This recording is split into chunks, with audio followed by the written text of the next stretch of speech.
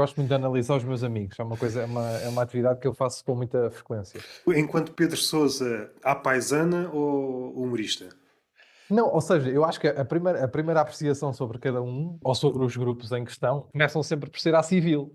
Começam sempre por ser à paisana. Mas depois, eventualmente, se justificar, lá vai o profissional, como se costuma dizer.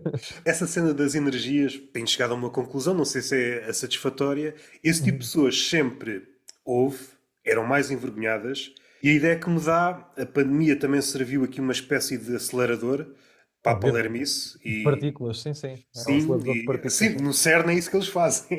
Uhum. Andam a testar novos tipos de estupidez. Completamente, é isso mesmo. Toda a gente tem e teve manias ao longo do tempo, não é? Só que a generalidade das pessoas, quando tem uma vida para cumprir, quando tem as tarefas para cumprir, anda sempre ao som de alguma coisa qualquer, pá. E a pandemia fez com que toda a gente tivesse que andar ao som de si próprio. E quando tu andas ao som de ti próprio, assusta muito, pá. Por exemplo, vou-te dar um exemplo de uma coisa que me assustou imenso hoje, precisamente hoje. Eu estou com estes fones do padrasto a ouvir o relato, porque eu tenho uns que são melhores, mas esqueci-me deles no outro lado. E então hoje tive que ir da zona de onde eu moro para Lisboa, que é cerca de uma hora de viagem, e fui-me ouvir a mim próprio. Pá, eu não aconselho, é uma experiência que eu não aconselho nem ouvir-me a mim próprio, nem ouvir-se a si próprio, que é uma coisa que eu não aconselho de todo, pá. Eu não sei como é que eu estava a tentar arranjar uma ligação para as energias, mas na verdade foi isso que aconteceu, porque as pessoas tiveram que se ouvir. Pois é, acho que todas estas manias, todas estas coisas acabam por extrapolar de uma maneira e de repente, claro que tens mais gente a acreditar nas energias e naquelas coisas todas e nas energias erradas, não é? Porque depois andam aí aquelas as renováveis que ninguém quer saber. Mas nestas aqui as pessoas acreditam, pá. Mas às tantas, estas é que são as renováveis. Eu não É, vejo forma disto acabar. tens A ideia razão. que me dá, eu vou dar aqui um exemplo específico, que são dos melhores exemplos. Quando é um exemplo Uhum. abstrato, tu ficas na mesma. É verdade. Eu não sei se notei para aí há 10 anos, não é que isto faça diferença, mas é para perceber que o mundo em 10 anos já mudou alguma coisa. Era Uhum. uma figura que era psicólogo, tirou mesmo um curso de psicólogo, depois há uns quantos que aqui na minha zona aconteceu, alguém que tinha um gabinete de psicologia e depois veio-se a descobrir que não era psicólogo. Ora, boa. Ah, é preciso! É requisito. No entanto, passaram estes anos e o que é que aconteceu? Muitas pessoas que tiraram curso de psicologia deram uma guinada ou estão mesmo do lado das energias ou estão na zona fronteiriça. E eu não sei o Ok. que é pior. Está mesmo lá do outro lado ou está na zona fronteiriça. Diante de alguém que precisa de ajuda, Uhum. está a fornecer dicas, algumas se Certo. calhar boas e outras para outro público. Epá, é assim, no meu parecer, tudo o que seja meios de coisas é mau, não é? Tipo, tudo, acho eu, tudo o que seja o chamado não é carne, não é peixe, é alforreca, aquela coisa que se diz. Havia o ditado que o avô de um amigo meu dizia e que eu gosto de utilizar, até de empregar na vida, que é, ou bem que lhe mexes ou nem sequer lhe tocas. Não sei se isto é uma coisa que é vastamente conhecida, mas pelo menos o avô do meu amigo eu conhecia vastamente. Agora, Uma variante daquele, se calhar mais carregado, nem fode nem sai de cima, não é? exatamente, é a mesma coisa. A quantidade de ditados que temos para dizer a mesma coisa é impressionante, por acaso. Ahm, Quando se estavam a preparar os ditados, e se tivéssemos um para aquela situação? Não, eu preciso de mais É, 10 para esta é. situação. Até porque estes ditados depois servem a propósito de uma conversa, não é? Alguém diz sempre um ditado e depois alguém tem que sempre dizer outro. É uma espécie de um, não é? É um Ok, despique. Os, yeah. dita- os ditados puxam sempre pelo despique. Já uma espécie de clichê, o humorista pegar no ditado e a brincar, e seja para o lado de o que é que isto quer dizer bem, eventualmente já significou alguma coisa, mas agora já nem faz sentido. No entanto, há frases ou expressões atualmente que, se não são ditados, se calhar daqui a 10, 20, 30 anos, se calhar estão no mesmo grupo. Há frases que nós ouvimos a Ok. ecoar. Eu vou dar uma expressão que nem sei se é a melhor, duas ou três frases que já vi pessoas utilizar em contextos que não fazem sentido. Ok. Privilégio e empatia. Isso é uma coisa? Já foi, Ok. em tempo já foi. Mas houve uma altura que tinha assim um vício que é deixa-me lá ver até onde é que esta pessoa consegue empregar esta palavra. E eu ficava sempre surpreendido. A falar sei lá do quê, dos planetas. E de repente, a pessoa como está tão viciada a dizer empatia, descai, vai dizer uma empatia ali. Não é? Está a falar de Há uma Neptuno, empatia. Sim, então, sim, sim, sim. empatia. E não cabe no universo. Lá está. Sim, sim, exatamente. Aí se calhar vamos para um sítio que também, se pensarmos na Joana Marques como uma espécie de sacerdotisa que Certo. está a ver este tipo de... Pensando que isto é um rebanho de pessoas que Utilizei esta expressão há uns episódios que não é uma expressão elegante, mas autistas de viveiro. Boa. Que criaram o seu mundo, não tinham esta capacidade ao início, mas com esforço, dedicação, tornaram-se autistas. E Certo. então, e não conseguem sair desse mundo. E sempre que alguém diz, olha, mas o teu mundo, ok, eu não vou negar que o teu mundo existe, mas isto é só uma partícula e depois há coisas para fora do teu mundo. Não ligas isso. Isso é muito giro. Porque ainda há pouco tempo estava a ouvir um relato de alguém a dizer que tinha contratado uma pessoa para fazer uma pessoa da esfera pública, não pública necessariamente ator, que era um gajo qualquer meio aqueles dos TikToks, estás a perceber? E aparentemente essa pessoa em questão, no TikTok dele, tem uma personagem, uma persona, ou o que seja. E quando foi uma reunião que era para ser contratado para uma empresa para prestar algum tipo de serviço, nomeadamente uma coisa de entretenimento, acho que a própria pessoa foi na personagem, percebes? E é precisamente isso que estás a dizer. Já não há bem uma distinção, tipo, entre aquilo que torna-se a tua vida, não é? Ou seja, quando estás tanto dentro do mundo, quando és tão autista dentro do teu, não é aquilo como tu estavas a dizer, e de repente parece que, se não fores isso, mesmo em contextos que não é necessário, parece que perdes a... Não é? Parece que não estás a justificar a razão pela qual te contrataram. Eu não sei por que razão é que alguém queira contratar um TikToker, mas estas pessoas queriam, pronto, e acho que foi desagradável, o feedback foi desagradável, porque de facto queriam ter uma conversa séria de trabalho e não foi possível. O mundo, nesse aspecto, eu aqui sou sempre acusado de velho do Restelo quando digo. Eu às vezes não estou a dizer se é melhor, eu só estou a dar o exemplo contrastante. Reparem bem, aqui há uns anos nem é preciso recuar muito. Era assim. E agora, como é que eu posso dizer isto? Nós em Portugal estamos numa situação intermédia. Se calhar há países, por força, países de terceiro mundo, neste aspecto, se calhar estão melhores. Porque o TikTok ainda tem pouca força. Eles têm a fome, mas não têm o TikTok. É escolher, é pôr na balança, no fundo, não é? E imagina somar as duas. Fome e TikTok, foda-se. Opa, ou dá bom ou dá mau, não é? Olhando para os Estados Unidos, aquilo que tu estás a salientar agora, que parece que estamos a entrar numa nova fase, eles, para conseguirem que as suas cenas tenham engajamento, se for preciso, sobem para cima de um capô de um carro enquanto está um engarrafamento do caraças, enquanto uma mulher mostra as mamas e outro gajo dá tiros para o ar. Exatamente. E se for preciso, um gajo atrás puxa fogo ele próprio. Ou seja, se esmiuçares isso e depois o gajo puxa fogo ele próprio e começa a gritar, como se, durante este processo mental, e se eu puxar fogo a mim próprio, será que... Claro, exatamente. Epá, não sei se te lembras, havia um beat da conversa da treta que era precisamente sobre isso, que era... TikTokers, não é? não era bem sobre TikTok, era uma cena em que o António Feio e o Zé Pedro Gomes estavam a pensar como é que poderiam ganhar dinheiro e ser famosos a sério. E então o plano deles era puxarem fogo ao Tony e contactarem todas as cadeias de televisionamento, como eles diziam, nomeadamente até do estrangeiro, aquela árabe, a Al Jazeera. E era precisamente isso, era precisamente essa coisa, tipo, já à frente do seu tempo diziam que, claro que sim, para se ganhar dinheiro e ser muito conhecido, provavelmente um dos melhores métodos é imolar-se. Portanto, eu acho que isso ainda hoje se mantém. Esta coisa da conversa da treta há de ter uns bons 15 anos, diria eu. E agora o plot twist era perceber que o pessoal dos Estados Unidos, por alguma forma, chegou à conversa da treta. Isso era muito giro. Isso era muito giro. O coitadinhos a pôr aquelas legendas todas fajutas do YouTube a tentar. Olha que isto não é má ideia, isto do By the Fire não é má ideia. Puxa fogo ele próprio. Está bem que depois o pós-operatório é complicado. Depois olha para a conta, fartei-me ganhar seguidores. É verdade. Será que o vídeo e essa conta de TikTok geram em dinheiro, se calhar não paga a conta, portanto se calhar não acaba por compensar? Não sabemos. É porque ao mesmo tempo os hospitais são o que já se sabe, por aquelas bandas, o que eles ganham neste tipo de coisas também é o que já se sabe. Eu não sei, tinha que ir pesquisar. Tudo é pago. Esta coisa que nós às vezes usamos, e às vezes os ativistas também usam, que é o humanismo, não é muito usado nos Estados Unidos. Não, também o humanismo é meio chato. E O que humanismo é uma coisa muito chata. se nos distanciarmos, também não é preciso distanciarmos muito. Os Estados Unidos está lá daquele lado, está à distância, é suficiente. Eu não sei como é que as placas tectónicas vão no sentido de nos afastarmos ou de nos aproximarmos. Eu também não sei como é que está a funcionar isso, que eles mudam tudo. É devagarinho, mas eu não faço tensão de morrer tão próximo. Eu sei que...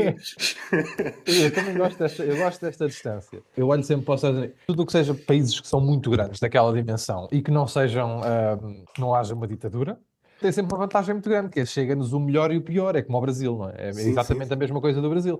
Da mesma maneira que saem de lá as melhores coisas do mundo, do outro lado da moeda saem precisamente as piores coisas do mundo. Quando ouves os crimes mais hediondos vêm do mesmo sítio, e quando vês onde é que foi feito a obra de arte mais bonita do mundo, provavelmente vem do mesmo sítio. E se calhar pela mesma pessoa, não é? Que praticou E o às crime. vezes pela... Sim, exatamente. E às vezes pela mesma pessoa. É uma questão de meter na balança se compensa ou não. Porque eu não tenho a certeza, eu não tenho a certeza se compensa. Ainda há pouco tempo, há pouco tempo é uma mentira, foi há algum tempo. Tanto que foi por volta da altura de, desculpa lá dizer este palavrão e metê-lo ao barulho, mas José Sócrates tinha acabado de ser libertado. Um amigo meu dizia, posso dizer quem foi Vasco Duarte, irmão de Nuno Duarte Gel, que dizia: eu não tenho a certeza se é bom, se é mau, este gajo poder estar confortavelmente sentado numa esplanada a beber uma cerveja depois de tudo. Há países que eu tenho a certeza que lhe mexiam. Sim, E sim, por sim, um sim. lado eu gosto de acreditar que é bom, não é? Mas ao mesmo tempo também não há sentir que, pá, está tudo bem. Eu posso fazer isto e posso ir beber uma jola, ninguém me vai dizer nada. E há aqui estas duas Sim, coisas sim, que eu... sim. Adotando um tom mais sério, eu acho que há aqui um problema. Há vários. Como em todos os temas, não há só uma solução, não há só uma leitura, há várias. Óbvio. A forma como a maioria de nós olha para a violência, atualmente, como não é solução, ok, mas se olharmos para a história, quando as coisas estavam mal, não foi com educação, não foi com diálogo. Nunca houve um tirano. Tu chegaste lá, e tenho aqui um guião, eu vou ler aqui, e o tirano, sim senhor, olha, tem razão. Tem razão, Claro que sim sim. senhor. Nunca houve na história, nunca. Em sítio algum, hoje, ontem, uma história mais escondida, não há um É isso. relato. E só aqui um à parte, quando se diz que Portugal é o país dos grandes costumes, sim, se calhar atualmente, mas não nos podemos esquecer que fomos um país de regicidas. Volta e Não. meia um gajo passava-se, estou farto desta merda, o rei vai a cabeça, não é? Começa Só pela que cabeça. Quem matou o último rei foi o professor da primária. O isso é mentira. pessoal, ou seja, que isto é só dicas para os professores que estão chateados. Eu não iria tão longe. Para dar aqui algumas pinceladas e tornar isto mais ligeiro. Em situações extremas, já se tentou tudo, se calhar mostrar cartazes, imaginando que é um tirano. Ih, pá, fogo! Tu É isso mandaste-me mesmo. agora um cartaz, É, olha-me bem bem, para essas coisas, é olha-me bem verdade. para essas palavras. Não é? Exatamente, todas escritas a vermelho, grandes, meu Deus. Graças. Como é que eu durmo? O ditador ou o tirano até tem uma espécie, uma percentagem na empresa de cartolinas. Ele está a ganhar também. Não É é? isso, está sempre a ganhar, no fundo está sempre a ganhar. E depois, se estas cartolinas ficarem no chão, provavelmente também ele tem uma equipa de limpa, também tem uma empresa de limpeza de coisas que está associada à Câmara ou à Junta. Uma das únicas empresas que está sempre muito fixe na ditadura, seja em democracia. Na Exatamente, democracia para tem de tudo. entrar ali na educação visual. Para Quando tudo. Para depois, propaganda, yeah, exatamente. propaganda. Está sempre muito bem, pá. Eu não iria tão longe. Também não sei se o método francês. Eu, na minha cabeça, todos os franceses estão sempre à porta de casa à espera que alguma coisa dê raia para incendiarem um caixote de lixo. Sempre. Estão sempre. Eu acho que estão sempre todos assim à porta a olhar assim a ver o que é que dá raia para incendiarem uma coisa. Aquilo que está no inconsciente coletivo do francês é: ok, estou a incendiar, estou a puxar fogo, mas isto não me sabe ao mesmo, porque eu já ouvi histórias de que o pessoal guilhotinava outros. Isto não é a mesma coisa. Não é, Isto não é, não é. não é a mesma coisa. Isso já foi o passo atrás dos franceses, não é? Yeah, Vou yeah. só, vou só puxar fogo a caixotes do lixo, pá, porque realmente guilhotina em praça pública já, aparentemente não se pode agora. Eu nem era pela violência. Voltando àquela coisa do Sócrates e para fechar o capítulo, não fazia questão nenhuma que alguém lhe desse uma galheta. Mas pá, eu digo, não sei se pelo menos pá, se a mãe dele não acabava o dia com as orelhas quentes, estás a perceber? E nem isso, aparentemente. Sim, Não há sim, sim. ninguém que lhe chame um nome, nem sequer há ninguém que lhe chame um nome. E eu acho que isso, pá, pelo menos, quem fizesse merda tinha que ter a certeza, porém, de que pelo menos na rua, se fosse à rua e ouvir. Pelo menos. Eu acho que nem isso acontece. As pessoas no máximo fazem, olha quem é que está ali. E eu sei porque eu já fiz isso, precisamente com o José Sócrates. Mais depressa aproximam-se dele para tirar uma selfie. Sim, sim, sim. Diz-se mal em retroativo. Ou seja, dizes mal, dizes depois. Dizes na net uma foto, olha uma foto com este gajo. Pronto. Voltando aqui um bocadinho atrás, pensando nos Estados Unidos, isto é sempre um cenário muito engraçado. Pensares em alguém que está prestes a ter um infarto, está a entrar num hospital, em questão de dinheiros, tem? Não. Ah, então fica aí à porta. Não interessa. Eles admitem as pessoas e depois penhoram-nas ou não. Ou não deixam mesmo entrar. Eu não faço ideia. Vi alguns casos. No final ali da pandemia, se bem que é Uhum. difícil, vai ser muito difícil para os historiadores dizerem quando é que acabou a pandemia, não é? Acabou Certo. em 2022, 3, não sei. Quatro. Mais difícil ainda vai ser para os alunos. Pergunta de escolha múltipla. Quando é que a pandemia acabou? 2021, 22, 23, 24? Houve casos em que pessoas morreram à porta dos hospitais e isso foi tema de conversa. Causa um sururu, mas o sururu depois não tem efeito. Antes as coisas ficavam algum tempo. E pelo facto de ficarem algum tempo, as instituições que tinham sido visadas não queriam esse dano. Nem que seja durante algum tempo. Melhoravam e depois voltavam a ser aquilo que eram, mas pelo menos durante esse tempo ficavam melhores. Atualmente, como as coisas mudam a uma velocidade tão grande, falem para aí um bocado, daqui a 2 dias já ninguém se lembra e não fica nada. Tanto é válido para esses assuntos como, por exemplo, para o humor. Não tens essa sensação. Está toda a gente a fazer coisas, umas melhores, outras piores, mas mesmo pensando nas melhores. Um filme, toda a gente fala, uma série, toda a gente fala, um especial, toda a gente fala. Uhum. Passadas 2, 3 semanas, não fica nada. Não, claro que sim, claro que sim. Mas, claro, mas isso. Os tempos mudam, Ana. É a chamada. Eu não queria usar a frase a mudança dos tempos. Essa é só outra. É só parte má ou parte menos boa, diria eu, porque há uma constante mudança em tudo, há uma constante mutação em absolutamente tudo, nomeadamente até na forma em como nós começámos ou passámos a consumir coisas, e nós sabemos que não há bem nem tempo nem disponibilidade para nos deixar agarrados a uma coisa demasiado tempo, porque depois da manhã sai a outra, a próxima next big thing, que tens que estar lá, tens que estar com o mesmo entusiasmo que estavas na anterior. Não sei se estás a par, mas é estranhíssimo alguém estar entusiasmado com 3 coisas. Não dá, pá, não. Eu acho uma coisa, eu fico amedrontadíssimo com a ideia de que alguém possa estar entusiasmado com 3 coisas, não é? E sendo um gajo, pá, relativamente. Eu estou aqui mesmo nesta coisa no meio. Eu estou com 30 agora. Eu já nem estou na fase de excitar-me desmedidamente, mas também ainda não estou na fase em que desisti de uma data de coisas. Isto é que é uma idade muito perigosa, que é a idade em que se relaxa mais. É que dizer, pá, há coisas em que eu não acredito e há coisas em que eu já cristalizei e eu não queria nem deixar demasiada coisa nem cristalizada, nem deixar de acreditar em demasiadas coisas. É uma constante procura de coisas, principalmente agora nesse exemplo que deste, no que toca a consumir merdas, no fundo, no que toca a consumir conteúdos, digamos. Tento sempre ter uma visão, perceber o que é que aquilo também pode ou não ocupar, em termos de densidade e profundidade é que aquilo pode ocupar na tua vida, seja um livro, seja uma série, seja um filme, seja uma música, um álbum, seja o que for. Porque realmente há coisas que podem mudar a tua vida. E quando eu digo mudar a tua vida, não é tipo agora és outra pessoa, mas simplesmente se te der uma música que tu ouças, te dê 2, 3 semanas de viagens divertidas, para mim já mudou a minha vida, porque até aqui tenho andado a fazer viagens, pronto, sem fones, até. Essa nova religião que é andar sem fones. Não, pá, era aquilo que eu estava a dizer. Acontece-me porque ao mesmo tempo que estou naquela fase em que te estava a dizer, também estou numa fase em que estou a dar conta que me estou a esquecer de muita coisa. Não necessariamente esquecer de compromissos ou coisas, mas deixar coisas em sítios. Estou nessa fase agora. E nunca fui essa pessoa. Sou uma pessoa que sempre fui muito organizada, principalmente com os meus pertences. Sim, E de sim. repente agora, e de repente agora estou a deixar. Mas ao mesmo tempo é bom de perceber que estou a começar por baixo. Por exemplo, eu não estou a perder telemóveis, não estou a perder carteiras nem chaves de casa. Pá, mas estou a perder fones, estou a perder carregadores. Já estou nestes, sabes, nestes periféricos. Dentro de ti há um minimalista. Exatamente, sim, sim, sim. Eu diria que estou a 2, 3 anos de sair de casa só com uma bandana. Só.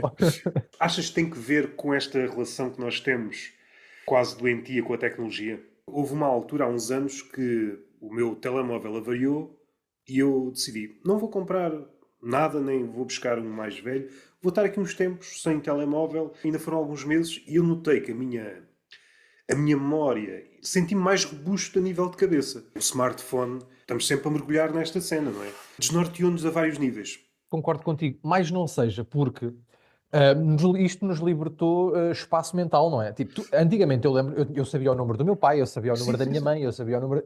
A partir de agora, ou seja, desde o momento em que isto apareceu, não é necessário fazer mais isso, não é necessário saber de cabeça quando é que vai acontecer coisas no teu calendário, porque está aqui, não é necessário saber os números de ninguém, porque estão aqui, não é necessário saberes uma data de informações, não é necessário saber. Estás a enviar mensagens ao teu cérebro todos os dias de que não são necessárias Sim, saber. os rios de Portugal, por exemplo. Por exemplo, pá, eu só sei o Mondego, quer dizer. Ou seja, e nem sei onde é que é.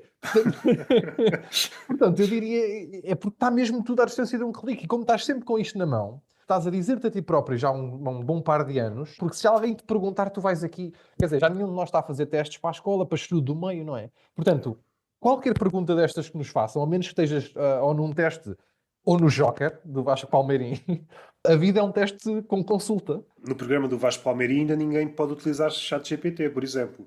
Espero que não, espero que não. Mas supondo este cenário, que não me parece assim tão implausível quanto isso, vamos no sentido em que criamos dependências, seja com o ChatGPT ou genérico. Parece que é isto, vamos para aí. Neste cenário em que toda a gente utiliza ChatGPT ou semelhante, o que lhes vai causar estranheza é um tipo que vai à televisão e está a responder este tipo de perguntas sem fazer consulta. Então, mas este gajo é louco, não é? Certo. Não é? Certo. Eu tenho medo que se perca, pá, porque é o nosso trabalho, não é? Eu tenho medo que se perca a arte de redigir, não é? Porque, pelo menos é isso que eu faço na maior parte das horas do meu dia. Eu sinto que se se perder a vontade de redigir, também se vai perder a vontade de ler. E quando eu digo ler, não é só a leitura, não é só ler um romance ou ler uma, Sim, uma sim, coisa sim, sim. qualquer. É, por exemplo, ler o que eu escrevo. Yeah, sim, sim. Estás a perceber? E nesse aspecto em concreto afeta-me bastante. Porque se eu. Porque se tu começares a. Qualquer coisa que tenhas que fazer, qualquer coisa que tenhas um trabalho que tenhas para entregar, um artigo que tenhas para entregar, se o chat GPT, com meia dúzia de indicações, te fizer esse artigo, da mesma maneira que eu deixei de saber números de telefone, espantava-me pouco que daqui a 20 anos não fosse bem preciso saber escrever, porque há de É, haver sim, alguma sim, coisa sim. que o Não. faça por ti. É um salto relativamente grande, isto que eu estou aqui a dizer, não me deixava abismado se acontecesse. Essa dependência, ao mesmo tempo que não me preocupa, porque isto de facto é uma ferramenta que ajuda muito e eu sou completamente a favor. Inclusive, eu dizia há pouco tempo no meu podcast, eu tinha aí 2 ou 3 amigos que andavam em bulha, em disputa, por causa do tempo de ecrã. Comparavam tempos de ecrã e quem tivesse menos é que ganhava. E eu, ao mesmo tempo, disse até a brincar no podcast que ainda era o que mais faltava, porque eu paguei quase 4 dígitos nesta brincadeira. Eu não só quero consumir isto, como quero ter isto dentro dos olhos, estás a perceber? Eu quero estar sempre a olhar para isto. Eu quero que a marca do telemóvel me entregue Isso. um prémio qualquer. Você foi o gajo. Eu acho que como pessoas do Spotify está no topo, pertence a 1% dos gajos que mais estão no telemóvel. É isso que eu quero. Eu quero que os senhores da Samsung venham cá a casa mandar-me deitar. É isso que eu quero. É isto. Estás a perceber? Mas ao mesmo tempo, por causa desse joguinho que eles andavam a fazer, houve um esforço que eu não quis ter da minha parte, realmente para também controlar um bocadinho as horas de voo, não é? A verdade é que eu acordo de manhã, leio as notícias aqui, Yeah. vamos supor, e depois saio das notícias do telemóvel, venho-me sentar ao computador para escrever, onde tenho que estar a ver coisas e preciso estar a escrever coisas. E depois, a almoçar, aproveito para ver as notícias ou o que tiver a dar. À tarde volto para o computador para trabalhar outra vez no ecrã e depois à noite para relaxar estou a ver qualquer coisinha, uma série, uma coisa qualquer que eu esteja a ver. E de repente o meu tempo de ecrã não é por eu deixar de estar 2 horas no telemóvel, o meu tempo de ecrã já são, quer dizer, 16 horas por dia, querendo eu ou não. Acho que até já falar de dependência de ecrã já nem é bem um tema, já não é uma realidade e é assim que é. Cada pessoa pode adaptar o seu tempo de ecrã como quiser ou como lhe aprouver, mas a verdade é que já existe. É uma coisa que aqui está, é a nossa realidade e é o que é. E dá muito jeito. Eu prefiro assim do que candelabros. Isto já começou, pensando nas consequências. Houve ali uma altura, há uns 5 anos, começou-se a pensar nas consequências, seja do tempo de ecrã, na utilização excessiva dos smartphones, seja nas redes sociais, mas ainda estava tudo em águas de bacalhau. Não, não, isso são extremistas. Agora passaram 4, 5 anos e não, isto faz mal. Não sabemos até que ponto faz mal, mas isto está aqui a afetar. A partir de agora é que temos que começar a falar a sério e depois, com os dados assim um bocadinho mais trabalhados, é como saberes os malefícios do tabaco. Se queres ou não, é contigo. Depois há aquele salto que já algumas pessoas estão a tentar dar, uma espécie de legislação para controlar o tempo. Epá, já, quando Eu começam a vi, entrar na liberdade individual, a mim faz-me sim, sempre... vi isso agora, uma notícia qualquer que na Austrália iam tentar um projeto qualquer de proibir o acesso a redes sociais a garotos menores de 18 anos. Está completamente embrionário na medida em que nem sequer sei bem como é que vão fazer uma coisa destas ou controlar, ou não faço Há isto uma hipótese sequer. fácil, é instalar uma ditadura. Eu não sei sequer se isto é possível. Não, mas ou seja, mesmo em termos práticos, eu não sei como é que isto se fará, porque eu estou muito longe de ser engenheiro. Eu não sei mesmo como é que isto se fará, porque quer dizer, com a facilidade que há para ter acesso a uma rede social, precisas de um e-mail. Como é que te vão controlar a criação de um e-mail? Principalmente há sites que criam e-mails em 6 segundos, Sim, sim, e-mails sim, desses que sim, duram sim. 15 minutos. Parece-me das duas uma. Ou vão adjudicar um polícia a cada garoto existente na Austrália. Na China, um cenário semelhante a esse. Na China, há certas palavras e certas expressões, se tu escreveres em algum sítio da internet, pode dar-se o caso, passado uns minutos ou umas horas, batem-te à porta Porquê é que você escreveu democracia? Ok. É um questionário, seja num chat, seja naquelas redes sociais que eles têm para lá. E acho que se pode ser xenófobo em relação às redes sociais. Acho que não há problema. Às próprias? Claro que sim. Aquilo que tu disseste em relação ao estar completamente dependente é que eu já começo a ver uma cena que é. E não começou no chat GPT. Assim, simplificadamente, a ideia que me dá é vamos sempre no sentido de eliminar atrito. Seja nos Certo. pagamentos. A sociedade vai nesse sentido, porque quando eliminas o atrito, tu estás a Obviamente. facilitar que uma coisa passe de um ponto A para o ponto B, ou estás a facilitar um pagamento. Se não houver dinheiro físico, a nota não tem saltado de uma mão para a outra. Eu comecei a ver isto em pessoas mais novas e já começo a ver em pessoas mais velhas. E até já vi num caso de um professor catedrático de História. Eu faço aqui alguns papers aqui com a ajuda do chat GPT. E já foram apanhados alguns investigadores. Somos forçados a fazer muita coisa. Mas essa coisa depois... Tanta gente a fazer muita coisa, pensando no meio académico. Não estás a fazer para ninguém porque essas pessoas também estão a fazer e ninguém tem tempo para olhar para o trabalho dos outros. Obviamente que no fundo E às tantas está tudo a fazer por fazer. está tudo a fazer porque se faz. Então, Yeah. e é precisamente isso que eu acho que está a acontecer com o entretenimento, digamos assim. Antes que me esqueça, no chat GPT, aquilo mais atrás, nas gerações mais antigas, eu fui à escola, aprendi os nomes dos rios, os nomes não sei do quê, Uhum. etc. Há pequenas coisas que nos ajudam a situar no mundo. Não é necessariamente que saibas, mas tens uma ideia, saberes mais ou menos onde é que ocorreu a Primeira Guerra, a Segunda Certo? Guerra, este tipo de coisinhas, Também porque acho que sim. isto pode não ter impacto, mas se não souberes, tens essa questão, perguntas ao chat GPT, isto, a Segunda Guerra foi entre 74 e 96. Isso, ok. Certo.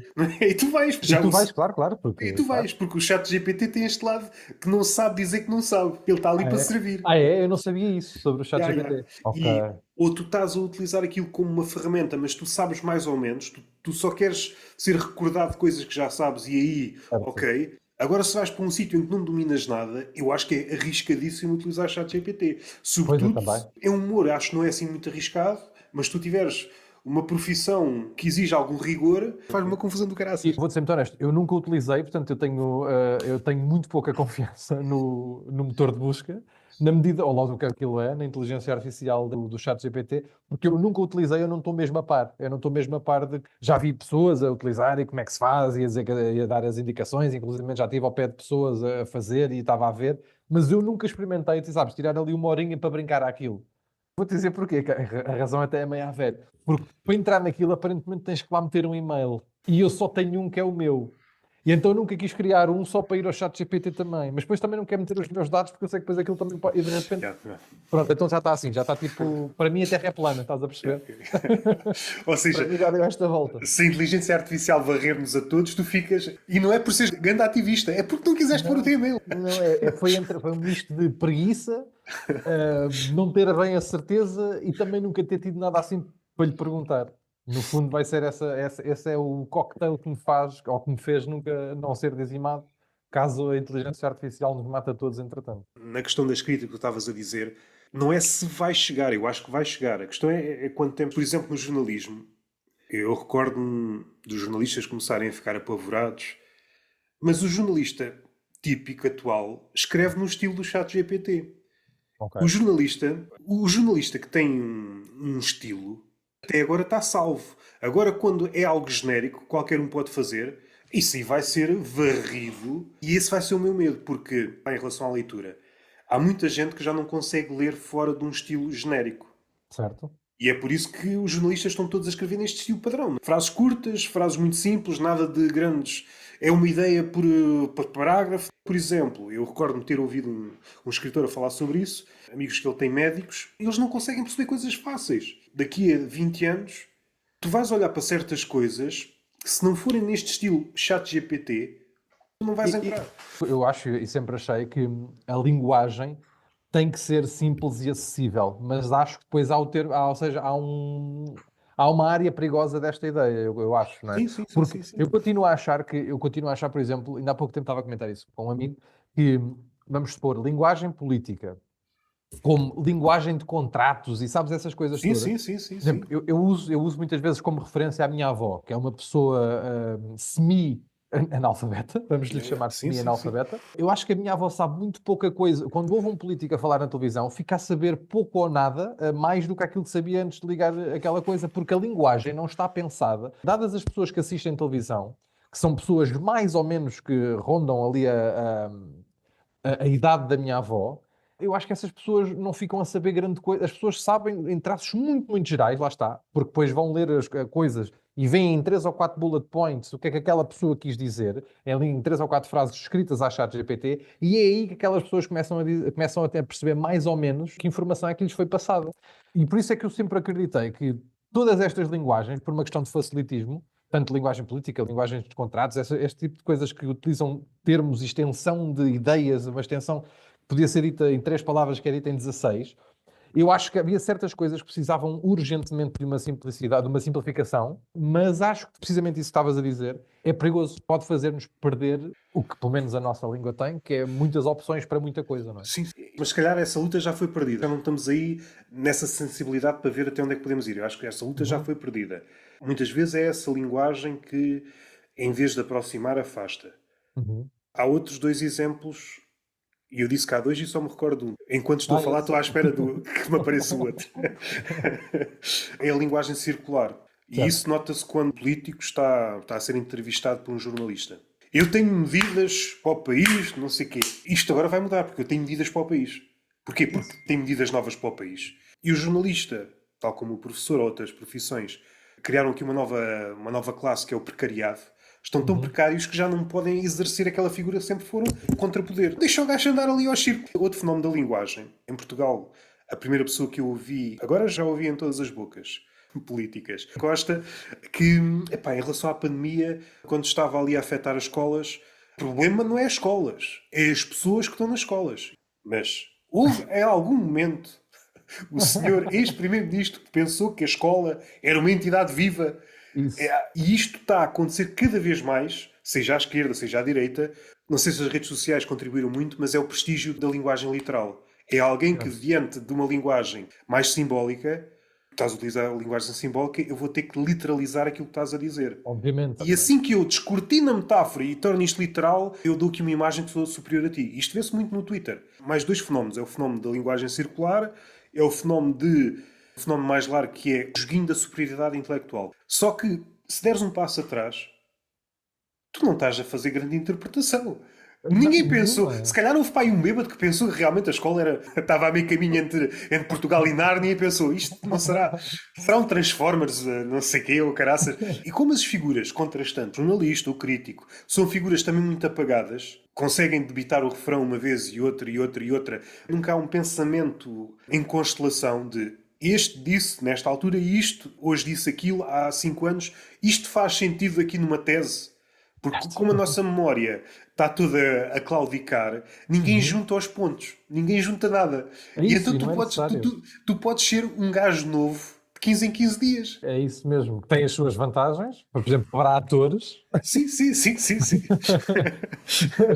mas realmente é como mudar de escola, não é? Tipo, no fundo, a vida como está agora, este tipo de discursos, é como mudar de escola. Sempre que mudas de escola, tens a oportunidade de ser outra pessoa. Mantens uma estrutura base e depois podes ir mudando as coisas, os teus credos, podes ir mudando absolutamente tudo e és outra pessoa e podes ir experimentando várias personagens até descobrires aquela que realmente te senta melhor, que depois é essa que tu levarás para a vida. Depende também quanto tempo andares na escola. Há malta que pode andar às vezes lá mais tempo até a testar, não é? Aquela malta que fica muito tempo a fazer a universidade, por exemplo.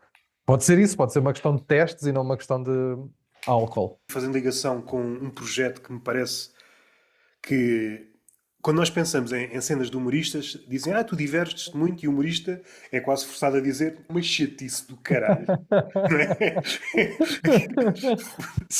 Eu Sim. tenho umas contas para pagar, se não fosse isso, não me metia Sim, nesta merda. sim. Toda a Mas gente tem essas, eu acho. Pá, eu gosto de acreditar que tendencialmente é divertido, a maior parte das coisas que fazemos. Mas continua, não, desculpa. eu estava-me a esquecer que tu és um magnata do piripiri, não é? Sim, sim. Temos que ir aí. Uma coisa que surgiu no teu podcast, que também tem vários nomes, não é? O Amilhas, pode ser o Amilcar, pode ser. Pode ser o que vocês quiserem. Sim. A ideia que me dá no Notícias a sério é que estão a divertir-se mesmo. Podia tirar o Notícias e divertir-se a sério, não é? Sim, epá, sim, estamos, na medida em que realmente o conceito daquilo, para quem não conheça, todos nós escrevemos notícias, coisas que podem partir ou seja, de um cabeçalho verdadeiro e depois todo o desenrolar será falso. Na maior parte das vezes é só escrita de piada, setup, punchline, e nós realmente não sabemos o que é que os outros vão dizer. Nós não fazemos ideia. E estamos só a ouvir piadas uns pelos outros que já sabemos, porque nos conhecemos há 15 anos, que sabemos que os outros tendencialmente vão rir. E então, claro que isso é divertido, não é? Ou seja, isso é provavelmente o exercício mais básico e simples da escrita de humor, e acho que é um bocado por causa disso que todos nós começámos a fazer isto. Todos nós que fazemos isto, começámos a fazer isto, que é para escrever piadas. E aquele programa é só isso. Aquele conteúdo é exclusivamente isso. Nós vamos para casa, cada um de nós vai para casa, escreve piadas na sua forma mais pura, setup punchline, a maior parte das vezes são one-liners, são piadas de 2 linhas, e vamos dizê-las uns à frente dos outros sabendo que isso vai fazer rir o outro. Portanto, eu acho que em termos de divertimento e de ser uma coisa simples de perceber e de entregar, é aquilo. E às vezes as ideias mais simples são as que correm melhor. E felizmente que nós arranjamos uma química boa. Claro que a química foi arranjada, como eu te dizia agora, ao longo dos tempos, não é? Porque somos amigos há muito tempo. E nem fazia sentido bem, eu acho, uma coisa destas ser feita, se não fosse este o caso.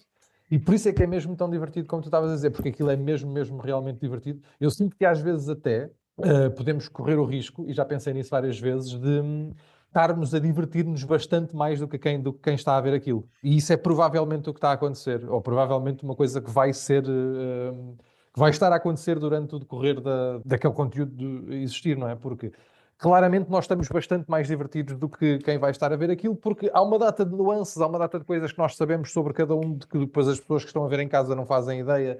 E então para nós tem sempre mais uma camada de engraçado, porque nós sabemos que processos é que o outro passou para escrever aquilo, nós sabemos perfeitamente porque é que ele escreveu aquilo daquela forma, porque sabia que me queria fazer rir a mim em concreto, porque já tivemos uma conversa que nos puxou para aqui. E então, há uma data de nuances que sim. O nosso esforço agora mais recente tem sido arranjar uma espécie de um ponto intermédio que seja uma coisa que nos faça rir e que nos divirta uns aos outros, e que as pessoas não se sintam de fora. É como chegares a uma conversa de um grupo de amigos que são amigos há muito tempo, e tu chegas porque foi esse um dos amigos que te trouxe e tu achas aquilo divertido porque eles têm graça, mas ao mesmo tempo estão no outro lado, estás a perceber? Sim, E sim, eles sim. estão com um entendimento que tu não tens porque só chegaste agora. E pronto, esse tem sido o nosso esforço. Tem sido que aquilo seja uma coisa para todos e não só para nós. Mas ao mesmo tempo é importante que nós gostemos. A cara que lá está é nossa, e, e é importante que nós gostemos das coisas que fazemos, eu acho, pelo menos. A cabeça foi-me para o último episódio do Amilhas, em que estava-me a recordar dos cavalos que estavam atrás e depois desapareceram, e tu ficaste, mas que rei, eu escolhi Sim, o cenário, e depois sim, pá. tiveste que pôr os cavalos em pós-produção. Porque eu achei. Lá está, porque eu. Aqui ao lado de casa há um terreno, mesmo ao lado, imediatamente ao lado de casa, há aqui um terreno com cavalos, com pessoas que têm cavalos. E eu todos os dias, quando me levanto-me e até a tomar o meu pequeno almoço, estou a olhar para os cavalos. Eu moro no mato, moro no meio do monte, e há uma coisa que me transmite alguma calma. Eu pensei, pô, isto qualquer dia era giro, eu pôr ali a cadeira e usar os cavalos também para passar a mesma calma, para ver aqui uma espécie de uma, sabes, de um encontro, de uma clash de calmas, que é a calma que eu não tenho quando estou a falar e a calma do que está à volta. Num episódio, pá, que nos meus episódios agora que não duram nunca mais do que 20 minutos, a merda dos cavalos só lá estão 2. E aquilo, imagina, e o sítio para onde eu fui não é assim de tão fácil acesso quanto isso. Não é uma coisa, ou seja, não é atravessar uma estrada. Ainda tenho que descer uma ribaceirazita, pá. Ainda tenho que me desviar 3 ou 4 pereiras. Eu levo o meu cestinho, levo a minha cadeira, ainda vou assim meio carregado. E de repente, e tu ali a acertar o plano e tentar perceber onde é que os cavalos, se eles se movimentarem para aqui, eu ainda apanho, e vou-me sentar deste lado, vou-me pôr mais de lado. Eu sinto que me começa a falar, 2 minutos depois os cavalos vão embora. E pá, eu senti a necessidade de meter cavalos em pós-produção porque achei que aquele plano merecia cavalos. Oh, Roberto, eu não te vou mentir. Porque se for preciso, são cavalos que estão 6 horas no mesmo sítio, até a parte de Magoa, certamente, não é? Obviamente. Não, e às vezes estão sempre mesmo no mesmo sítio. E às vezes a fazer macacadas giríssimas. Às vezes deita-se um para o chão e o outro vai lá. Às vezes andam a empurrar uma espécie de um bidão. Epá, fazem macacadas giríssimas, pá, e claro que no dia, é óbvio, no dia, isto para fechar este ciclo bom de eu ter ido para ali gravar, porque até hoje era o dia que não era suposto não chover e estão aqui os cavalos, que eu andei 3 ou 4 dias a mancar, porque às vezes os cavalos não estavam lá, outras vezes estavam mais para cima, e naquele dia eu reparei, olha, eles estão lá em baixo, e eles costumam, quando estão lá em baixo, costumam lá ficar imenso tempo, hoje não chove, portanto, isto para fechar era só os cavalos serem embasados e começava a chover. E eu ficava com o episódio completamente estragado. Pronto. Era só o que faltava. Pronto, felizmente o chover não aconteceu. Pronto, À mas os próxima cavalos. tens de levar cenouras. Eles são doidos por É cenouras. isso, é isso. Eu disse isso inclusivamente. Eu para a próxima vou levar uma saquinha com cenouras, mesmo que não lhes dê, na medida em que eu não sei se os donos pá, querem essas. Eu não tenho interação com os donos dos cavalos. Vou estar a alimentar um animal de outra pessoa que eu não sei se quer que seja alimentado por aquilo. Eu não quero comer cavalo com cenouras. Cada um, eu não vou assumir nada. Eu não vou assumir o que o teu cavalo come, estás a perceber? E então, pronto, mas não seja só para fazer aquele truque que eles até faziam nas corridas antigamente, só meter a cenoura ao pé Sim, do sim, cavalo sim. ou o bonequinho à frente do galgo, pode ser que eles pelo menos fiquem a olhar para mim com. Eles não só tiveram só 2 minutos, como cerca de 1 minuto e meio dos dois tiveram de cu virado para mim. Uma ação de protesto. Sim, exato, é tipo como aquela malta que vai ao estádio e quando dá o win da Champions e não concordam com alguma coisa, viram-se de costas. Pronto, e eles. Foi protesto, foi completamente um protesto contra mim, e eles sentiram-se invadidos no seu habitat. E a culpa é minha, e a culpa é minha, e eu também fiz logo, eu admiti logo essa culpa. Eu admiti logo essa culpa. Ainda há uns tempos, pensei no cavalo aqui em dois ângulos. Eu acho que, pensando no cão como o melhor amigo do homem, Uhum. mas se pensarmos a nível de história, houve um ponto que talvez o cavalo ocupasse esse lugar.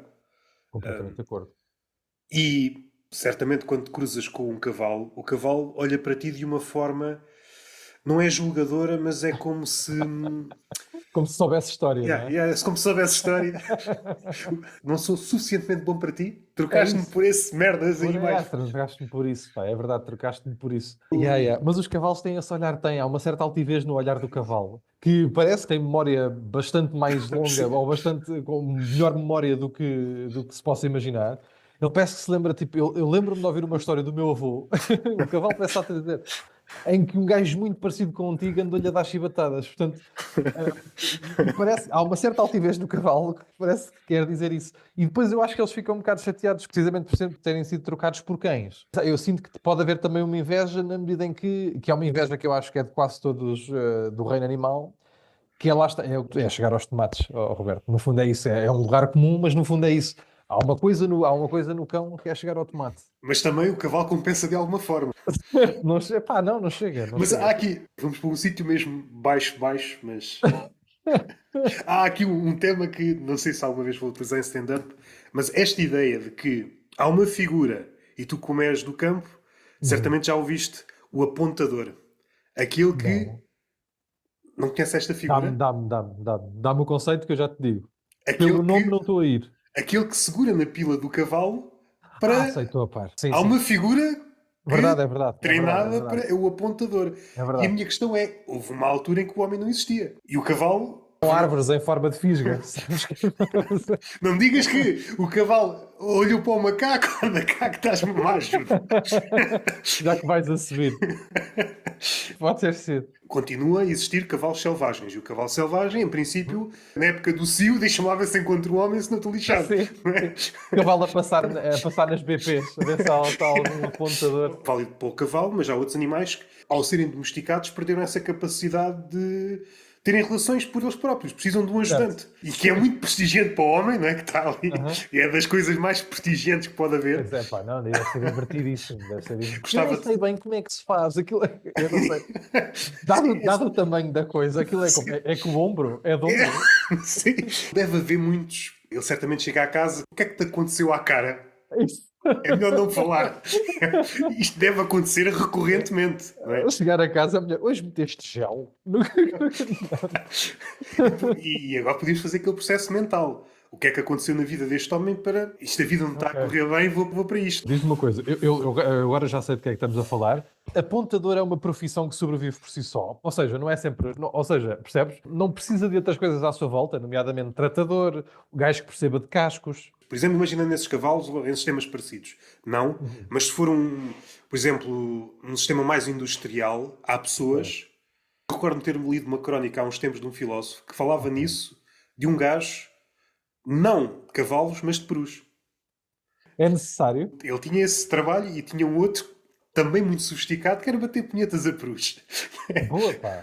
Com que objetivo? Ou seja, Gáudio? Esperma para caso falte Pronto. muito prestigiante, o que é que tu Sim. fazes? Anda a bater punhetas a perus? Sim. Pá, eu não sei qual é que é o tempo de gestação de um peru, mas eu diria que essa malta deve ter esse emprego conforme o tempo de gestação do peru até ao Natal. Supondo aqueles ranchos enormes no Brasil ou nos Estados Certo. Unidos em que há cavalos de perder de vista, tu vais Certo. precisar pelo menos de uma pessoa só para isso. Pois é, pois é. Não é? Sim, sim, quando industrializas a questão, eu percebo que Sim. haja uma pessoa que essa seja a única função dela. Eu E a percebo, questão claro que agora é sim. que podes fazer uma espécie de comentário quem é esta pessoa, o Pois apontador. é, O que é que lhe aconteceu pois na é, vida para ele ir para ali? pois é. Como é que se vai lá dar? Pois é, Como é que se vai lá ninguém dar? sabe bem o que vai lá dar. Não pode ser.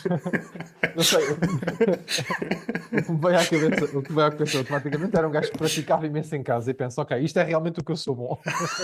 Agora, como é que eu posso ganhar dinheiro com isto? Sem ser no OnlyFans. No OnlyFans, depois aí entramos aqui no bestialismo. Um dia, quando for aceito, eu já estou aqui a meio caminho e é só. Mas há de haver, né? Há de haver. Tem que haver aí coisas, tem que haver aí sites e coisas macacadas com animais, né? E com pessoas a pagar para ver aquilo, né? Para toda a gente. Certamente, certamente. Se há pessoas a gostar de pés e a pagar. Eu acho mais estranho.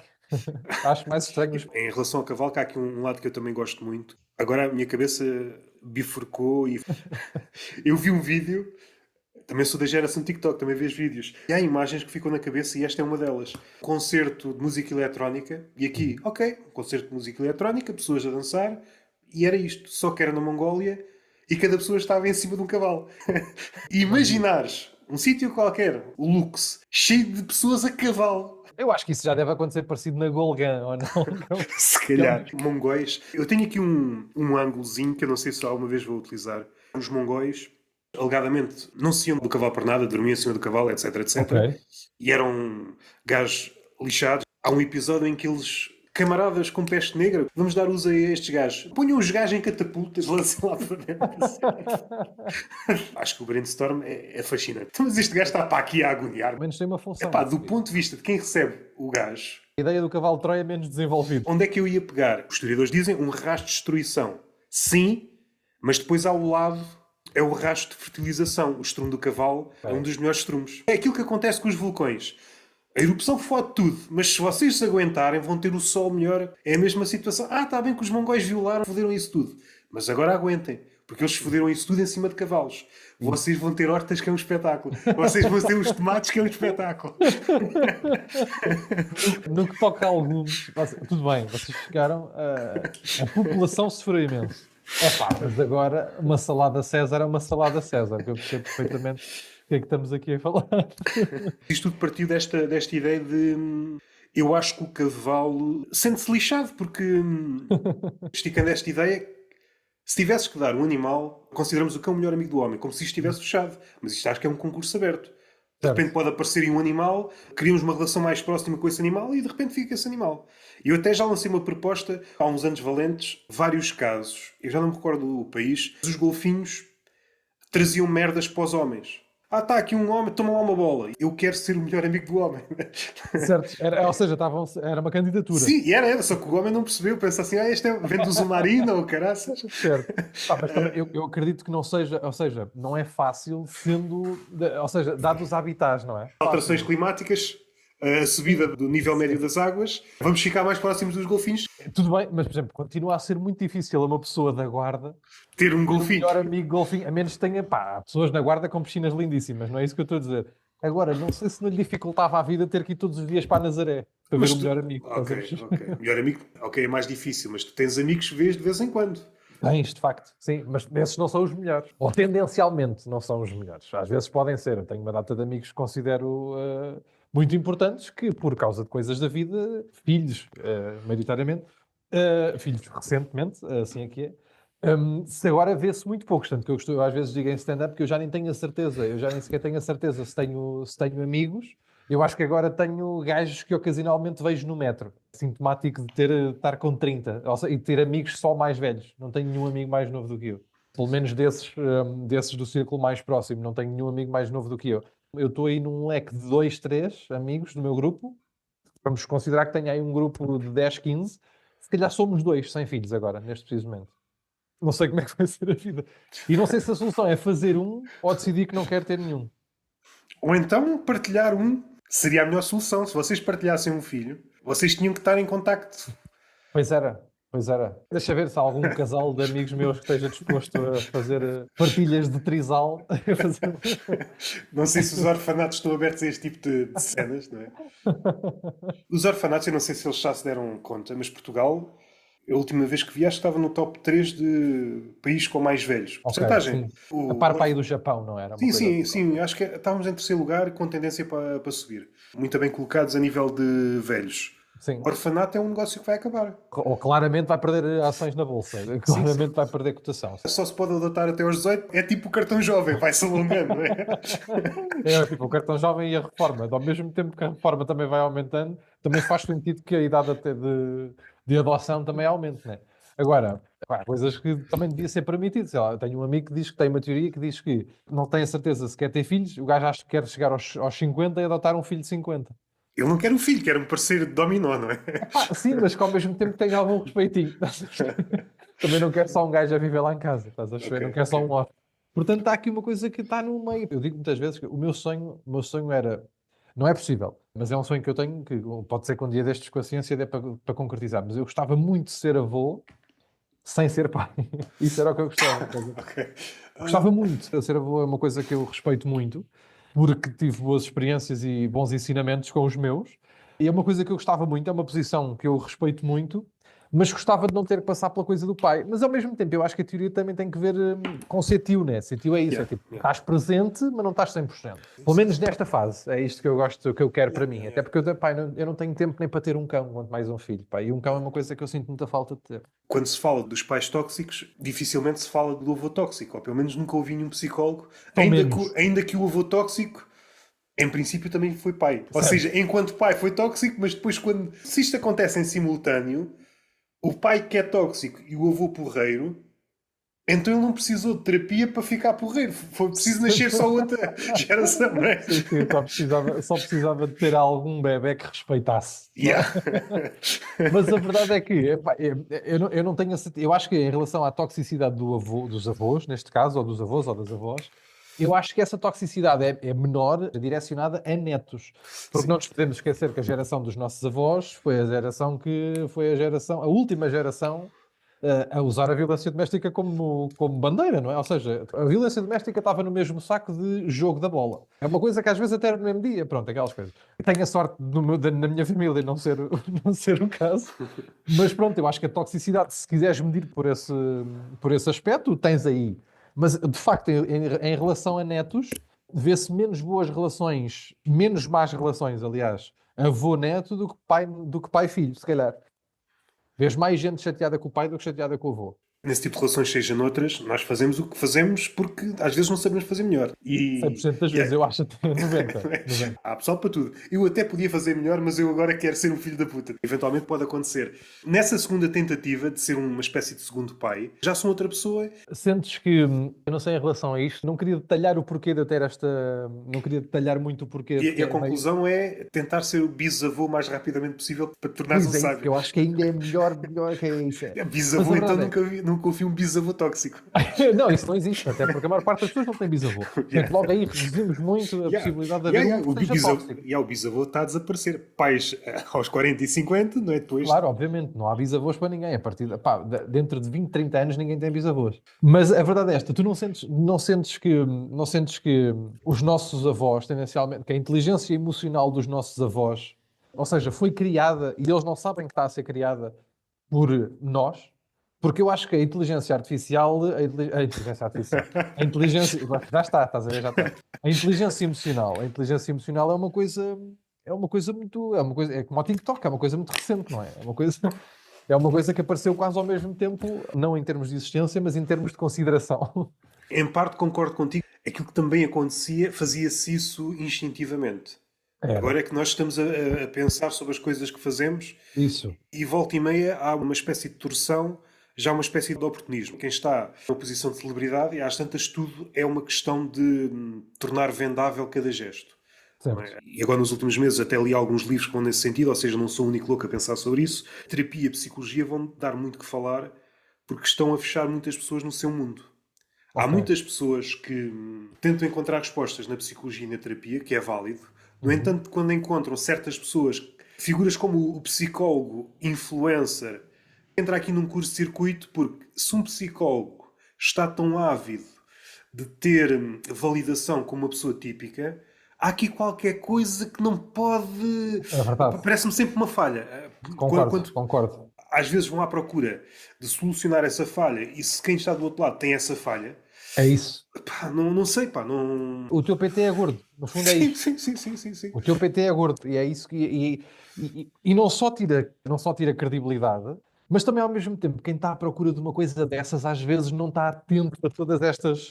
Percebes? Está só à procura de uma. Porque normalmente quem procura esse tipo de coisas é porque sente que algo não está certo, não é? Algo não está bem. E está a tentar arranjar uma solução e está a tentar que alguém lhe dê essa solução ou que alguém o ajude a encontrar essa solução. E normalmente este tipo de pessoas tendem a não ser as pessoas mais alerta que existem, não é? Para quem está de fora, para quem está a ver um psicólogo, um advogado, seja o que for, uma coisa dessas qualquer, em que e é mesmo importante para ele a rede social, que eu percebo que seja até certo ponto, do ponto de vista de, apesar de tudo, é um negócio, não é? E ele paga a renda e a comida conforme a quantidade de pessoas que lá vá, mas ao mesmo tempo, lá está, essa pessoa tem que saber, ao mesmo tempo, já que é profissional, tem que saber criar uma relação saudável com tudo isso. Sempre houve psicólogos, sempre houve marketing, mas nem sempre houve psicólogos celebridades. Portanto, eu acho que era um campo, era um ramo que estava bem. Eu Yeah. não percebi porque é que houve. Acho bem que haja um desenvolvimento, não é? Porque as cabeças das pessoas se mudam e se os problemas são outros, quem está a tratar dessas cabeças tem que evoluir ao mesmo tempo. E eu acho que tem que saber exatamente sobre aquilo que a pessoa se está a queixar, mas eu não tenho a certeza que seja preciso presenciar isso, passar por isso para saber do que é que se está a falar. Eu consigo perceber coisas experiências pelas quais tu possas ter passado, sem nunca ter passado por elas, mas não seja porque se calhar já ouvi quatro ou cinco, não é? Relatos dessa mesma coisa. Portanto, eu não sei se é preciso experienciar para saber. Pode ajudar? Se tu negares essa ideia, chegas em um beco sem saída, que calha a ser todos os becos normalmente são sempre sem saída, Tendem a ser, sim. a não ser que sejas o Bugs Bunny e aí consegues pintar uma porta. Isso. Aí é por isso que eu gosto de especificar, calha ter Isso. personagens dos Looney Tunes a ouvir isto. A minha comichão prende-se sobretudo com este lado. Do pessoal das artes, da comédia, filmes, terapia, está a ser um lugar comum muito explorado nos últimos tempos. Seja em podcast, seja no que for. E o que é que me faz fricção? É quando a pessoa entra na terapia, experimenta tudo e mais alguma coisa, de alguma forma sente que não está a conseguir relacionar-se com o mundo, de alguma forma, a Uhum. relação está quebrada, de alguma forma. Com o passar do tempo, com os meses, os anos, aquilo que ela realmente está a fazer, às vezes sem se dar conta, é arranjou na terapia outra forma para continuar a falar dela própria. Certo. Caiu Concordo. nesta armadilha. E isto é o que acontece nos filmes, nas séries, comediantes. Quando o comediante não nota que caiu nesta armadilha de continuar a falar dele próprio. Isso. E quando tu puxas a terapia, eu sei ver isto em séries, em filmes, não há uma série, por mais absurda que está lá sempre um terapeuta. Há lá Às vezes, sempre uma coisa qualquer para ajudar, sim. às vezes não percebes bem para que é que ele está lá. Sim, sim, sim. Eu, E eu deduzo que estejas a falar agora de uma coisa mais recente, tipo do Penguin, que está lá um. por isso, Sim, mas em qualquer uma que possas imaginar, sei lá. em Sopranos Sim, é sim, uma mas grande parte. sim, já estamos naquela fase, ok, é um lugar comum, vamos explorá-lo. Vamos explorá-lo. Há uma série mais ou menos de comédia com o Will Ferrell em que ele é explorado pelo psicólogo e o psicólogo começa-se a aproveitar dele, que Ok. está naquele serviço da Apple. Apple TV, não é Apple TV, é uma coisa qualquer. Uma merda qualquer, que eu só vi lá 2 ou 3 séries. Isso. Quando comprei uma merda qualquer com a Isso. maçã. E eles dão. E eles dão e aproveitei. Antes explorava sempre no sentido, este tipo alegadamente é bom, a relação é esta, positiva. Agora já está no outro sentido em que estes gajos, como todos os seres humanos, também podem ser oportunistas e é a questão de tem aqui algum problema de comunicação em relação ao mundo, porque sente-se fechado nele próprio, quer arranjar uma ponte para o mundo e quando o tempo passa pensa que está melhor, mas se distanciasse percebia, está na mesma situação ou pior. E eu acho que a terapia, a nível de qualquer formato que possas imaginar, tornou-se uma espécie de ferramenta para continuares a falar de ti próprio. Isso é que me faz comichão. Eu não vou dizer que é a única, ou seja, que é a única coisa que a terapia faz, porque eu acho útil, Acho tão útil quanto dentista e otorrino. Acho Sim, que sim. é uma coisa. Tipo, a cabeça e o cérebro é uma coisa. É uma coisa Sim, que nós sim, sim, precisamos e sim. usamos todos os dias. A malta tende a pôr isto em coisas diferentes. A malta tende a achar que o otorrino é bastante mais importante do que um terapeuta. Que em termos de saúde, em termos de coisas de traços gerais, acho muito importantes. Agora, claramente aquilo que estavas a dizer, vê-se cada vez mais gente a falar sobre isso, vê-se cada vez mais referências, cada vez mais coisas, e eu, em relação a isso, eu só tenho uma opinião, que é, eu não acho que seja mau, acho só profundamente desengraçado a maior parte das coisas que vêm desse tipo. O conceito está muito cansado, tens muito, muito podcast, muita gente que apareceu a dizer que sofre disto e sofre das coisas e que faz terapia, e eu nunca vi nada que fosse realmente engraçado, que tivesse que viesse daí. Eu acho que aquilo não é o espaço para isso, mas acho que toda a gente tenta embandeirar em arco, fazer terapia. Há coisas que também passam a moda, não é? Há coisas melhores que outras. Por exemplo, agora está na moda o fitness e o ginásio, boa. Já foi o tabaco que esteve na moda. E eu gosto destas, eu gosto muito de tabaco, atenção, não me entendam mal, eu adoro tabaco. Mas também gosto de fitness, também gosto às vezes de E fazer se for coisas. possível, as duas coisas ao mesmo tempo. Isso para mim era o ideal. Se me garantissem que não tinha mal nenhum. Agora tenho medo, eu não sei qual deles é que anula, percebes? Se eu estiver a treinar e a fumar um cigarro, eu não sei se me anula o cigarro ou se me anula o treino. Mais uma vez, um assunto lateral. Se recuarmos uns anos, é claro que isto não é bem um desporto. Agora fugiu-me o nome. Eu não sei se a designação é mesmo desporto, mas aquele desporto no gelo em que tu atiras umas merdas É e curling. curling. Eu há uns tempos vi um documentário antigo sobre isso. No topo, agora desvirtuaram. O que é que eles Ok. faziam? Charuto na boca. Ora bem, Qual é o nome que se dá àquele apetrecho? a pedra, diria. A pedra numa das mãos e na outra uma caneca de cerveja. E era assim. Essa coisa não é desporto olímpico, não tenho a Eu certeza. não sei dizer. Eu achava que eu tenho ideia que seja desporto olímpico, espero que não, mas acho que é. Não, mas sabes que eu gosto de ver isso, eu acho aquilo divertido. Não percebo, Sim, ou seja, sim. não percebo a técnica. Yeah. Mas percebo o objetivo. O objetivo é muito simples. E eu gosto muito de jogos simples e desse estilo. Eu gosto muito, lá está, eu gosto muito de jogar à malha, gosto muito de dardos, gosto muito, pá, adorava que houvesse um sítio, pá, por aqui perto que desse para jogar curling, pá, deve ser muito divertido. Principalmente no modelo. O modelo olímpico, gosto menos, aquela coisa dos fatinhos e de não estar ninguém a fumar, essa parte eu gosto menos. Agora, aquela parte do charuto e a parte da cerveja na mão, da caneca, eu acho que mais jogos deviam ter esses dois lados. O lado olímpico e o Sim. lado bar. Pensando naquelas figuras que estão com a vassoura, Isso. quem são essas pessoas? Certamente são pessoas que não trabalham na área da limpeza. Tu Isso. queres ir para um jogo desses para te abstrair do trabalho. Não quer? Obviamente, não é estares a aplicar as técnicas num no outro e do Yeah. outro. Até porque isso depois pode jogar a teu desfavor. Supondo que o teu patrão está a ver que tu não te aplicas no trabalho e vens para aqui Pois esfregar é. com esta Pois dedicação. é. É que eu já te vi, se eu vejo-te a esfregar a televisão assim, como é que a minha casa de banho está neste estado? É a pergunta que eu te faço. Mas Sim. eu percebo perfeitamente. Mas eu acho mesmo que devia haver uma petição, uma coisa qualquer, um referendo, o que vocês quiserem, que eu agora não posso, que eu tenho que ir jantar. Mas eu acho que devia haver aí qualquer coisa que dizia que sempre que entrasse um desporto para os Jogos Olímpicos, esse mesmo desporto tinha que entrar, tinha que ter a sua versão bar.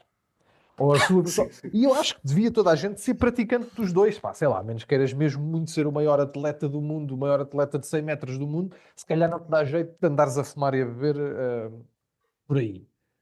Mas para quem quisesse ser participante só de um, participante dos dois, tinha essa Sim, sim, hipótese. sim, sim. Eu acho que todos os jogos davam bons jogos de bar. Todos os jogos dão bons jogos de bar, tem que se adaptar ao tamanho, tem que se mudar algumas regras, mas eu acho que todos os jogos, olímpicos ou não, têm potencial para ser jogos de Yeah, bar. yeah. E esse é sempre o tipo de jogos que eu gosto, principalmente de ver.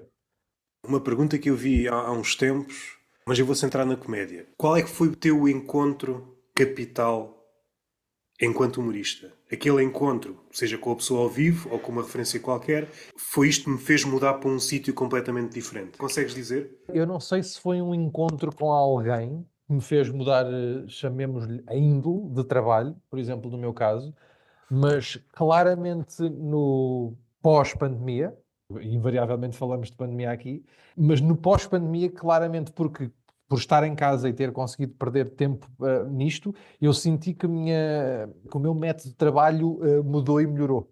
Eu senti isso, porque comecei a perder mais horas nisto, comecei a perceber as vantagens de perder mais horas nisto. Quando retomamos, eu senti-me melhor. Não sei se isso foi uma coisa que aconteceu simplesmente porque eu tive melhores ideias ou porque tive mais ideias e dessas houve melhores ideias. Eu não tenho a certeza, não te consigo garantir, ou pelo menos não consigo ter aqui à mão uma pessoa ou alguém que possa ter tido este mesmo efeito, por exemplo, do que os meses que eu passei em casa na pandemia, mas garantidamente que após isto, depois de ter perdido este tempo, até então não era o humorista mais trabalhador do mundo, não era.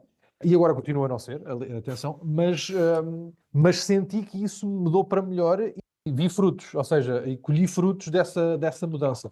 Que foi uma mudança que até certo ponto não foi premeditada, mas a certa altura, quando eu percebi que estava a acontecer, fiz com que fosse. Ou seja, fiz força para que fosse uma coisa premeditada. E então, daí senti que colhi coisas. Até hoje, desde 2020 até hoje, a minha vida foi melhor, garantidamente, do que de 2016 até 2020. Portanto, yeah, se eu tivesse que escolher uma coisa, seria essa. Eu sei que não é muito forte, desculpa. Estás à espera de outra pandemia, então. Epá, eu gostava que não. Eu gostava que não. Não, porque agora é isso. Agora eu consegui, sinto que tenho mais capacidade de tomar iniciativas. Comecei a dar valor à minha tomada de iniciativas. Percebi-me, também por sintoma de fazer muitas coisas em grupo até então, nomeadamente roda, bota fora e coisas, tinha que fazer coisas em que não tivesse sempre dependente de outras pessoas, ou não necessariamente dependente, mas a contar com inputs de outro lado. Isso foi uma coisa, portanto, se calhar algo que me fez, digamos, melhorar ou mudar, não foi a aparição de alguma de alguma personalidade ou personagem, mas se calhar a ausência. E então isso pode ter sido. Isso pode ter sido. Eu, por um lado, tornar isto assim mais religioso nem vale a pena. Mas vai, anda. Entras na igreja, está à procura de alguém. Não, eu estou à procura da ausência, não é? Isso, no fundo foi isso. E atenção, eu estava a pensar nisto exatamente ao mesmo tempo que te estava a dizer. Isto não era uma teoria que eu tenho ou que tinha, foi uma coisa que perguntaste-me e Sim, se calhar sim. até me apercebi agora.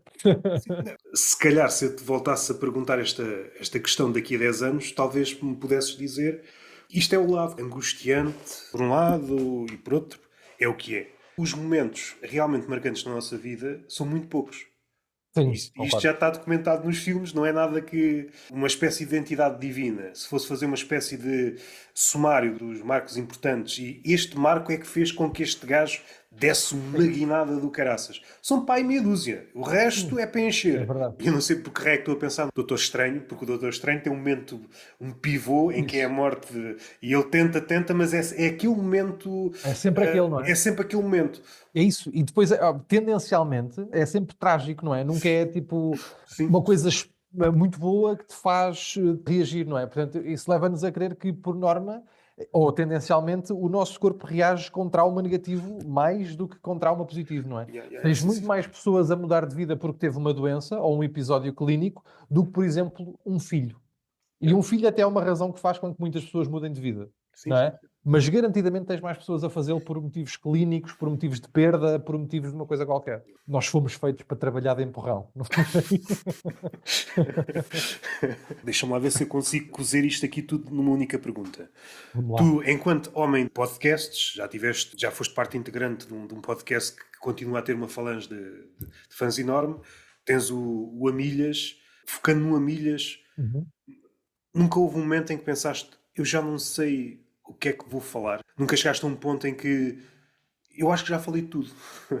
Não necessariamente, mas sim, a resposta é sim, e a prova está aqui também. Eu fiz um hiato do Amilhas, por acaso, no caso, em que era suposto ser só agosto, e sentia-me. Era suposto ser só agosto e recomecei há 3 semanas. Portanto, estamos a falar em dezembro.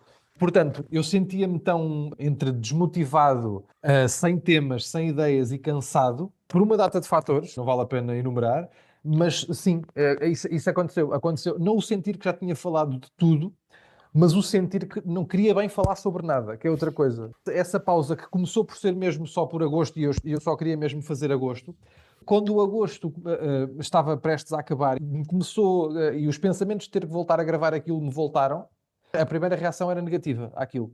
E isso não é um bom sinal, porque aquilo é uma coisa que é suposto ser divertido. Lá está, exatamente como tudo para mim e para outros.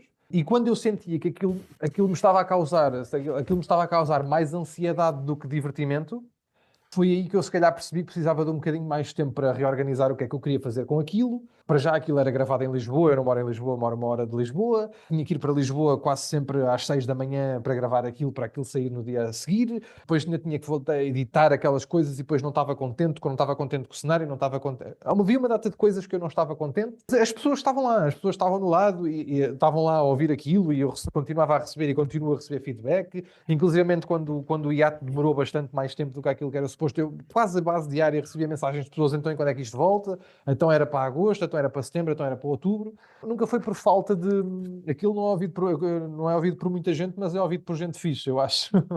E então eu senti que aquilo não estava a ser saudável para mim. Tanto que eu disse isso, inclusivamente no episódio quando voltei, disse mesmo que estava a precisar de parar com aquilo para não acabar com aquilo. No fundo é isso. Que foi o que aconteceu, por exemplo, no caso do Epá por mim não, o outro podcast que eu tinha, em que nós não aquilo acabou, entre muitas outras coisas, entre todas as coisas têm o seu fim, entre muitas outras coisas foi porque nós nunca tirámos tempo nem do produto, nem uns dos outros. Nós estivemos a morar juntos, ou seja, nós acordávamos de manhã, estávamos à conversa aos 3, íamos almoçar à conversa aos 3, íamos lanchar à conversa aos 3, íamos gravar e já estávamos à conversa aos 3 e depois saímos dali e estávamos à conversa aos 3. Ou seja, não soubemos surfar a onda daquela coisa no que toca... a certa altura nós já estávamos uns pelos outros e já estávamos meio...